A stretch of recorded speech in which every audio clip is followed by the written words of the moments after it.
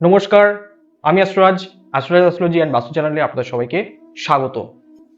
তো জ্যোতিষশাস্ত্রে মারক, মারক ভাব বা মারকপতি এই শব্দগুলো হয়তো প্রত্যেকেই শুনেছেন। মারক শব্দটি শুনলেই সর্বপ্রথম আমাদের মনে ভেসে ওঠে মৃত্যু, জীবনের শেষ বা জীবনের সমাপ্তি। আসলে মারক শব্দটির শাব্দিক অর্থই হচ্ছে যে মৃত্যু ঘটায় বা যে সমাপ্তি ঘটায় বা যে মুছে দেয় বা মিটিয়ে দেয়। জ্যোতিষশাস্ত্র অনুসারে মারক মানে শুধুমাত্র মৃত্যু নয়, মৃত্যু তুল্য কষ্টকেও বোঝায়। মৃত্যু আমাদের অনেকভাবে হতে পারে, যেমন আর্থিকভাবে মৃত্যু হতে পারে, স্বাস্থ্যের মৃত্যু হতে পারে, সম্পর্কের মৃত্যু হতে পারে, আনন্দের মৃত্যু হতে পারে, খুশির মৃত্যু হতে পারে। আর্থিক মৃত্যু কি না? অর্থনৈতিক সংকট বা দারিদ্রতা বা অর্থের অভাব। সম্পর্কের মৃত্যু অর্থাৎ সম্পর্কের হানি। স্বাস্থ্যের মৃত্যু অর্থাৎ শারীরিক অসুস্থতা বা রোগ ভোগ। খুশির মৃত্যু, আনন্দের মৃত্যু অর্থাৎ দুঃখ কষ্ট। এইগুলিও মৃত্যুর তুলনায় কম কষ্টকারী নয়। সমস্ত কিছুই মৃত্যুতুল্য কষ্টকে বোঝায়। তাই মারক মানে মৃত্যু নয়, মৃত্যুতুল্য কষ্টকে বুঝতে হবে। জ্যোতিষশাস্ত্র অনুসারে জন্মকুণ্ডলিতে যে 12টি ঘর রয়েছে বা 12টি ভাব রয়েছে, তার মধ্যে দ্বিতীয় এবং সপ্তম ভাবকে মারক ভাব বলা হয়। এখন প্রশ্ন হচ্ছে, জন্মকুণ্ডলিতে তো 12টি ঘর রয়েছে, তাহলে বেছে বেছে দ্বিতীয় এবং সপ্তম ভাবকেই কেন মারক ভাব বলা হবে? এই প্রশ্নের উত্তর সম্পর্কে কিছু ব্যাখ্যা আপনাদের কাছে তুলে ধরবো। অবশ্যই শেষ পর্যন্ত ভিডিওটি দেখতে থাকুন। জন্মকুণ্ডলিতে যে 12টি ঘর রয়েছে বা 12টি ভাব রয়েছে, তার মধ্যে যেটি লগ্ন হবে সেটি হচ্ছে আমাদের প্রথম ভাব। এই প্রথম ভাব হচ্ছে প্রত্যেক জাতক বা জাতিকা স্বয়ং নিজে, অর্থাৎ তার শরীর স্বাস্থ্য, তার জীবনের শক্তি, তার শারীরিক গঠন, তার রূপ রং বৈশিষ্ট্য সমস্ত কিছু এই লগ্ন ভাব থেকে বিচার করা হয়। লগ্ন থেকে দ্বাদশ ভাব হচ্ছে ব্যয় ভাব।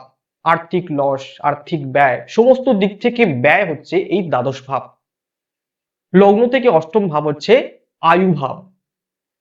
এই অষ্টম ভাব থেকে আয়ুর ব্যাপ্তি, আমরা কতদিন বাঁচবো, কতদিন আমাদের আয়ু রয়েছে, এই সমস্ত কিছু বিষয়কে দেখা হয় এই অষ্টম ভাব থেকে।